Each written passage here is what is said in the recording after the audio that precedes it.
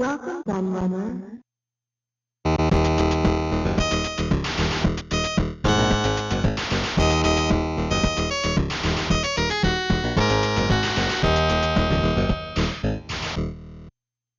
When a lot of people start talking about video game history, they start in 1977 with the release of the Atari 2600.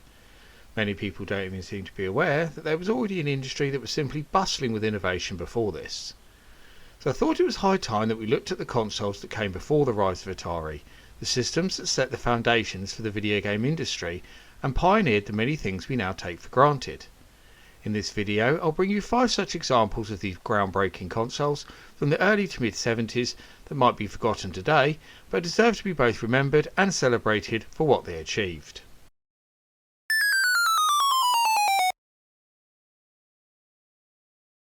To start this story off, we really need to return to the very beginning of the home gaming market.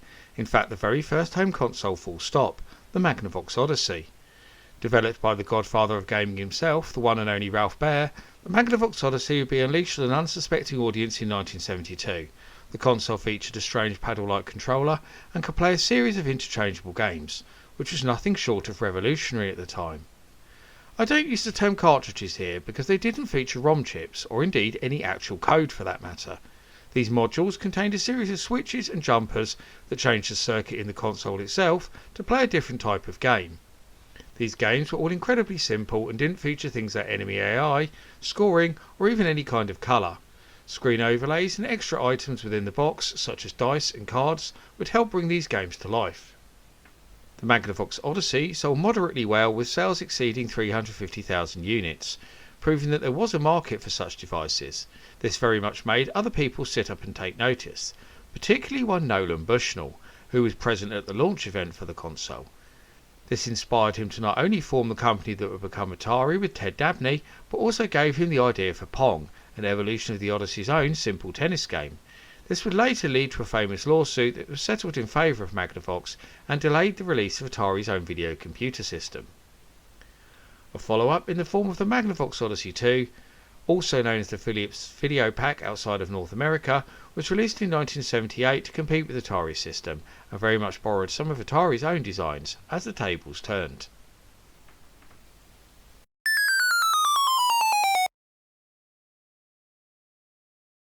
Founded as the Radio Corporation of America in 1919, RCA was an electronics company with a rich history, and already had a big foothold in people's homes. So after seeing the success of Atari's standalone Pong console, it seemed like a natural move to transfer their expertise and market power into this sector too. However, RCA's engineers were adamant that they could go one better than Atari and create a system that could play more than one game by utilising what would become known as ROM cartridges. The name was said to have been inspired by legendary nightclub Studio 54. There was never a Studio 1 console, if that's what you were wondering. Unfortunately, this wasn't a sector that RCA's engineers had any experience in, unlike Atari's, and development of the Studio II was less than smooth. It eventually limped to the market in January 1977, missing the absolutely crucial Christmas period, for a price of $150, which is over $600 when adjusted for inflation. But this was the least of the system's problems, as the story of the Studio II presents a catalogue of disasters. The much delayed release date meant that it was beaten to market by the Channel F from big electronics rivals Fairchild, which made the Studio II look laughably dated before it even got going.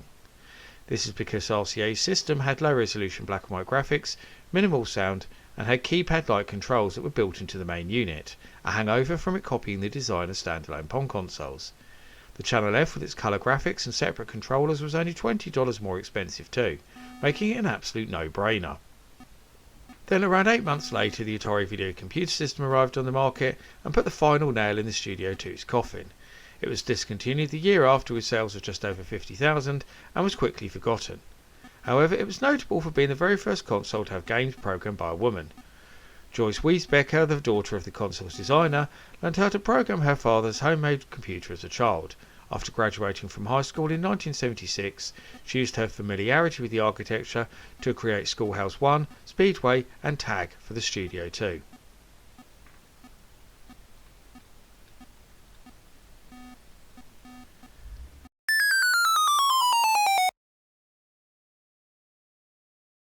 The next entry on this list is somewhat contentious, as I'll go on to explain. You see, the 1292 Advanced Programmable video game system was thought to have been released by obscure European electronics company Audiosonic in 1978, but is part of a huge family of consoles that are all based on the same technology, and it's believed by some that these started arriving in stores as early as 1976. It's somewhat unclear which manufacturer came up with the original console and who released it onto the market first.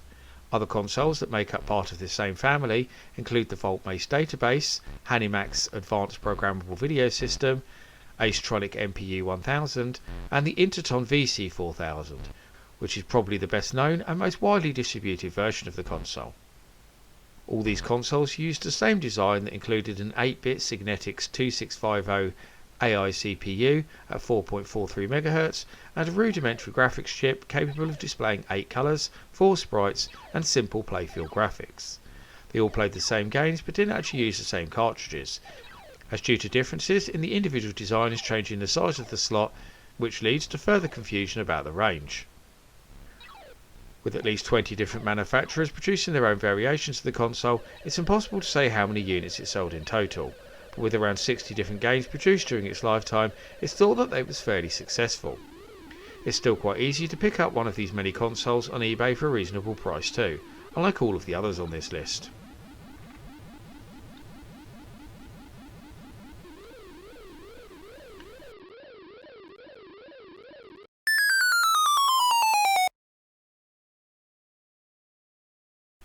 Another slightly contentious entry in this video, the Coleco Telstar wasn't actually a specific console, but rather a whole range of different systems under one banner that were released through 1976 into 1977.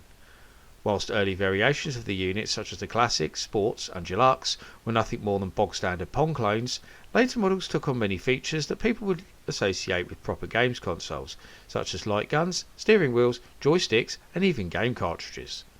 This all culminated in the last model, the Coleco Telstar Arcade, that featured all of these. On each side of the pyramid-like unit was a different controller, and on the top of the console was a strange triangular cartridge slot. There were 4 such plugins available that each had 3 or 4 different games included on them, such as pinball, tennis, naval battle and road race. But what makes this quite interesting is that each cartridge contained its own CPU, an MOS Technology MPS 7600, and an individual circuit, meaning the console was basically just a pass-through device that you could plug into the TV. Atari planned to produce something quite similar in the form of the cancelled Game Brain console. If you want to know more about this, then click the link in the top right hand corner. With sales into the millions, the Telstar range was a huge success story for Coleco initially, but was killed dead within 2 years of release due to the glut of cheaper Asian-produced Pong clones on the market and the arrival of proper consoles like the Atari 2600. However, Coleco wouldn't abandon the idea completely, as you no doubt know, with the release of the advanced ColecoVision console in 1982, providing a successor to the Telstar range.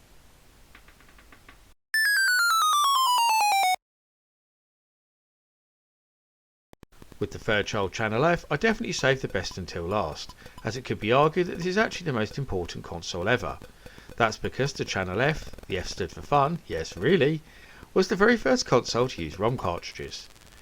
Development of the console originally started way back in 1974 when Alpex Computer Corporation employees Wallace Kirshner and Lawrence Haskell developed a prototype of a video game system centered on an Intel 8080 microprocessor and interchangeable circuit boards containing programmable ROM chips. The duo shopped the system around to numerous television manufacturers, but none of them showed any interest. Then they contacted a buyer at Fairchild, who sent Chief Engineer Jerry Lawson to evaluate the system. Lawson was suitably impressed by what they had created and suggested Fairchild license the technology, which the company did and developed it further into the Channel F. Lawson worked with industrial designer Nick Talesford and mechanical engineer Ron Smith to turn the prototype into a viable project. Changes included replacing the Intel 8080 with Fairchild's own F8 CPU, adapting the prototype's complex keyboard controls into a single control stick, and encasing the ROM-based cartridge boards into plastic cartridges, very reminiscent of 8-track tapes. Talesford was responsible for the design of the hand controllers, console and video game cartridges, while Smith was responsible for the mechanical engineering of the video cartridges and controllers. Jerry himself is an incredibly notable figure in the history of the video game industry. not just because of his involvement in the Channel F, but also because he was African American. After his work at Fairchild, Lawson went on to found his own company called Videosoft, who developed a number of games for the rival Atari 2600. The Fairchild Channel F was a moderate success, selling over 250,000 units, at a time when the technology was not only very new, but also very expensive. The console would cost close to $800 in today's money. But the simple technology that made it up was soon surpassed by the Atari 2600 and other consoles, meaning sales soon started to die out. However, it wasn't officially discontinued until 1983 and was licensed to a number of different manufacturers around the world, including Grandstand in the UK and Luxor in Sweden. 26 different cartridges were released for the system during its lifetime, and in more recent years it's even attracted attention from the homebrew community, most notably in the form of an impressive conversion of Pac-Man.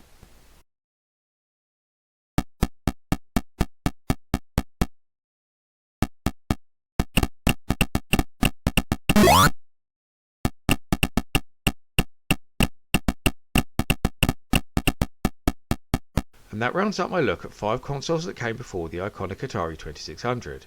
Did you own any of these systems back in the day? Or have you grown to appreciate them in more recent years? I'd love to hear your views and opinions in the comments. But before I go, I must thank all of my loyal patrons for continuing to support my channel and make videos like this possible.